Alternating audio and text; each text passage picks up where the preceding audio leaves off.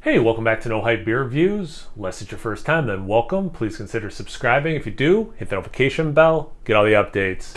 I'm so excited for today's video. So it's the last of the Mount Rushmore international, non-United States beers that I'm reviewing this week, and it's been so much fun. It's been more love letter than review, and yeah, I'm super stoked to end on this one. It's a 10-year-old. It's from 2014, Samichlaus.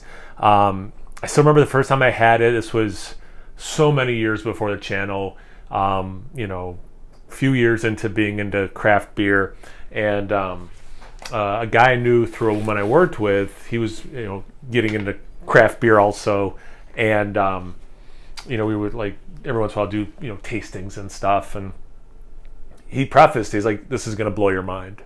And it did. Ever since then, I've just loved this beer. I have a bunch different vintages. Had to go with the 10-year-old one, and I have more, so I'm pretty stoked on that. But yeah, it's speaking of 14, it's 14% alcohol. Probably all it's worth writing about. Proper glassware. I got it when I was in Buffalo. What's the name of that place? Not Total Wine, is it? I forget the name. But they had two of these glasses. I'm like, a Samichlaus glass? So I bought both of them. I'm like, I just didn't think I'd ever see it. I poured it incorrectly because the fill line's here. My bad. But yeah, it's my favorite Christmas beer. I love this beer. All right, so yeah. Red crimson down here. Brown, almost, actually kind of black in the center for sure. I mean, just very pretty with that silver on the front. I didn't pour it too aggressive, but not a ton of head. It's kind of barely off-white. I say that a lot. This one's darker than when I usually say that. It's sticking to the side of the glass. It is starting to get just to the liquid in the center. But yeah, definitely looks how this beer is supposed to look. There was some sediment at the bottom. Whatever. I'll go all in. That was an interesting one just because it'll get posted yesterday. And I reviewed it yesterday in real life. That St. Bernardus, when I poured out the rest off camera, I got bubble gum and a little bit of chocolate that I didn't get in the taste. Chocolate, I bet I did. I just didn't think about it. But I think once I dumped the yeast in, that's why I got a little bit of an uptick in that like yeasty bubble gum thing. But anyway, I don't mind some yeast. I already did the look. Let's get into the aroma.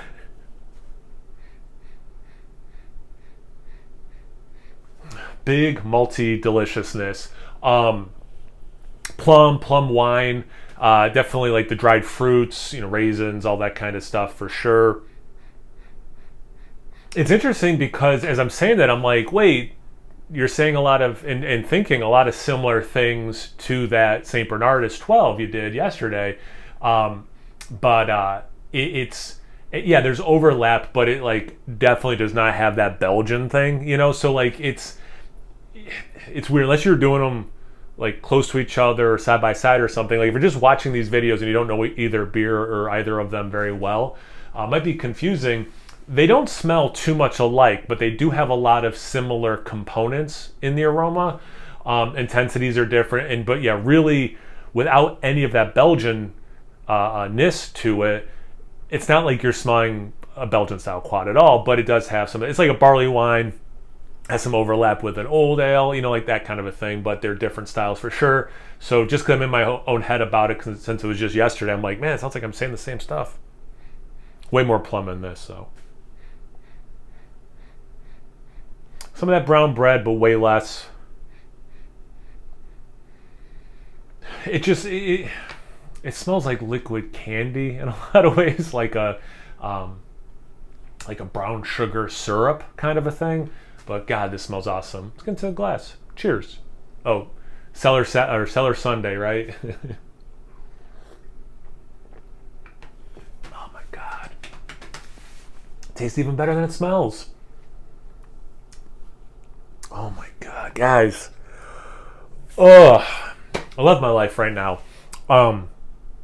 This is another beer that just ages magically.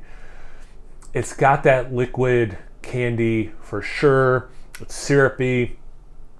For me, it's not cloyingly sweet. I'm sure for some people it could be. The alcohol helps cut through some of that sweetness, which is beneficial. So like, do you taste some of the 14%? Yeah, I would argue definitely like an appropriate amount is what you taste. Kind of helps slow it. Like, as someone who every single one of my teeth is a sweet tooth, as I've said before, like, I could just mow through this, like I just plow through this beer.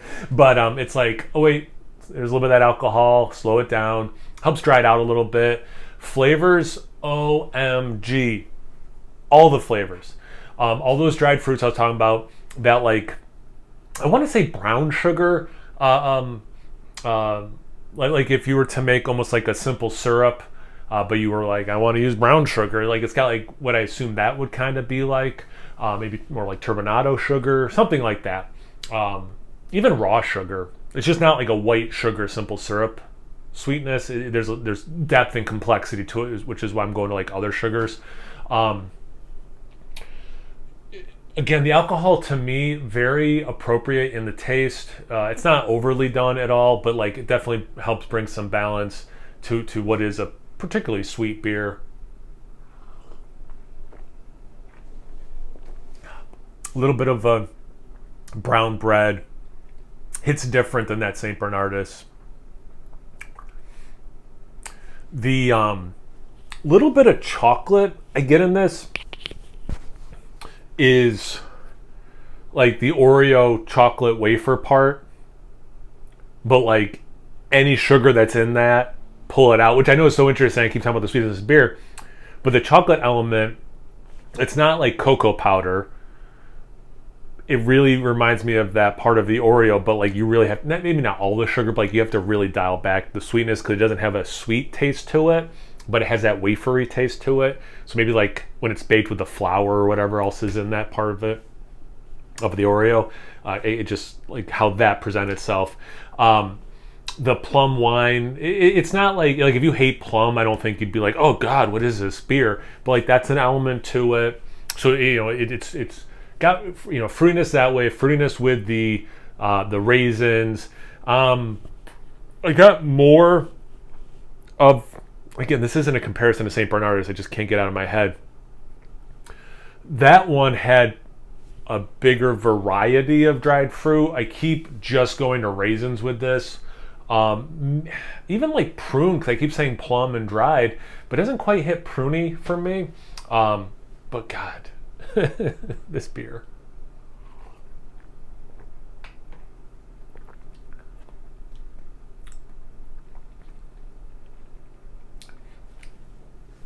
The illusion of baking spices. I think that's one of, like, I like Christmas beers that have spices in it, but sometimes these ones that kind of like, doesn't have to be Christmassy beers, other beers do this, where like you feel like you could almost taste some baking spices, or like, God, if you brewed this with some of those spices, or you were eating a cookie with those spices while drinking this or whatever, like it would really work together. Like it totally is one of those beers also.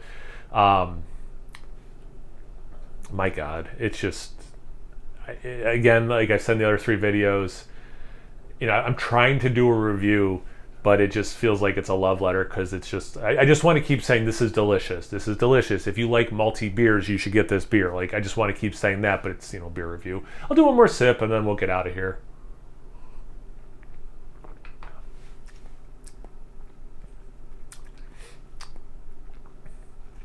Cherry cordial. For sure. Interestingly, like I still believe what I said about the chocolate to be true, but now I'm getting like the chocolate covered cherry vibe. So there is a sweet regular chocolate, like chocolate bar chocolate, not like chocolate cake, not brownies, but like chocolate bar, or the chocolate outside one of those cherries. It does have that element also. There's so much depth and complexity to this, and I really feel like I'm not doing a good job articulating that, so I'm just going to explicitly state, like, there's a lot of complexity. I know it's not a good way to describe beer. This is a complex beer. You're supposed to explain the complexity, despite the fact that I'm failing, in my opinion, a little bit at really doing this justice. Take me at my word, please. Such a treat of a beer. Have you guys had one before? Have you had it aged this long? It is drinking so good at 10 years. It has not missed a step. Nothing has dropped out that I want. It's not lacking. It's not cardboardy. It's not stale. There's no negatives to this. 10 years old.